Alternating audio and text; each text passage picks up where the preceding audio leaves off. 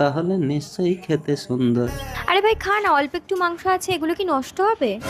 এরা বুড়ো বুড়ি, পান্তাটা খেয়ে নাও, খেয়ে নিয়ে ওই বাসনগুলো মেজে তারপর চলে যেও। বৌমা, কতদিন মাংস খায়নি, একটু মাংস দাও না এতে।